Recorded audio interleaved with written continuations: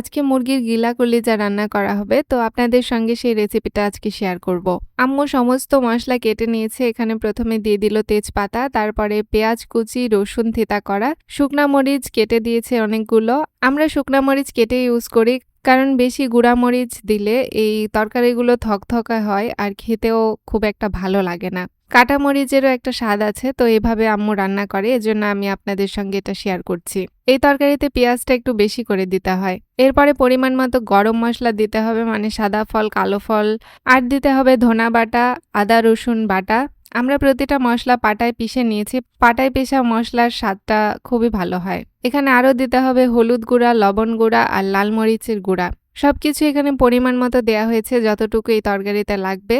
সমস্ত ইনগ্রিডিয়েন্টস এর মধ্যে দেওয়ার পরে শেষে দেয়া হলো তেল, সয়াবিন তেল, আর এরপরে একটা লাকড়ি, বাঁশের লাকড়ি দিয়ে এটাকে সুন্দর করে মিক্স করতে হবে। ছুন্নি দিয়েও এখানে মিক্স করা যায়, কিন্তু বাঁশের লাকড়ি হলে একটু বেশি ভালো হয়। মশলা মেশানোর পরে এর মধ্যে অল্প একটু পরিমাণে পানি দিতে হবে, যেন এগুলো সিদ্ধ হয়। এখন এই প্রেসার কুকারটা গ্যাসের চুলায় দিয়ে 7-8টা শীষ দিয়ে নেব, মানে আমরা খুব ভালোভাবে সিদ্ধ করে নিব।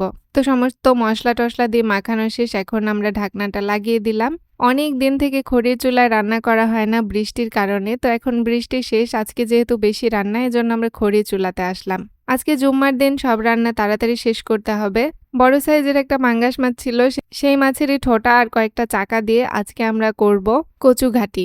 বই কচুর ঘাটি, মাশাল্লাহ কি যে স্বাদ লাগে। আজকে বই কচুর এই ঘাটি দিয়ে যে কত ভাত খাবো, এখনই তো ক্ষুধা পাচ্ছে। তো কড়াইতে কাঁচা মরিচ, পেঁয়াজ, শুকনা মরিচ কেটে দেওয়া হয়েছে। এগুলো এখন একটু ভালো করে ভাজা ভাজা করতে হবে। তারপরে দিতে হবে লাল মরিচের গুঁড়া, হলুদ গুঁড়া, লবণ আর পরিমাণ মতো পানি। আমাদের গ্রাম থেকে অনেক কচু আনা হয়েছিল, কিন্তু বেশিরভাগ কচুই নষ্ট হয়ে গিয়েছিল। এতটুকু কচুই শুধুমাত্র ভালো ছিল, তো ওই কচু দিয়ে আজকে আমরা ঘাটি করছি। রিজিকের মালিক আসলেই মহান আল্লাহ।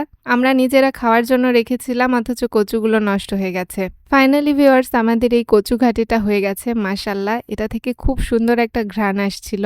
এবার আমরা প্রেসার কুকারে যে সিটি দিয়ে রেখেছিলাম মুরগির গিলা কলিজা, সেগুলো এই যে দেখেন কত তেল বের হয়েছে। মাশাল্লাহ, এটাকে চুলায় দিয়ে এখন ভালোভাবে কষানো হলো। এই যে কষানোর পরের লুকটা দেখেন। আমি তো রান্না করার সময় থেকে আম্মুর পাশে বসেছিলাম আর খাওয়া শুরু করে দিয়েছি। এখন দুপুরে আমাদের খাওয়ার সময় হয়ে গেছে। এই হচ্ছে সেই কচু ঘন্ট। মাশাল্লাহ, খুবই টেস্টি। আর এই যে এখানে আছে গিলা কলিজার ভুনা। জুম্মার দিনে পরিবারের সবাই মিলে একসঙ্গে বসে খাওয়ার মজাটাই আলাদা। আম্মু আমাদের সবাইকে এভাবে প্লেটে প্লেটে তুলে দেয় আর আমরা খাই। আম্মু যখন বাসায় থাকে না, আমি এই মজাটা কখনোই পাই না। একা একা খেতে একদমই ভালো লাগে না। আম্মু যদি প্লেটে না তুলে দেয়, তাহলে খেতে খুব একটা ভালো লাগে না।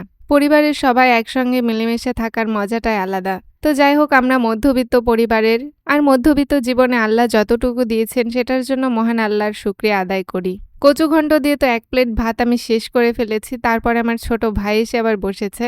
ও কচু ঘন্ট খায় না, এজন্য গিলা কলিজা খাচ্ছে, ওটা ওর ফেভারিট। তারপরে আবার 1 থাল ভাত নিয়ে আমি এটা খেতে বসেছি। মাশাল্লাহ, এটা আমার মুরগির মাংসের থেকেও বেশি ভালো লাগছে।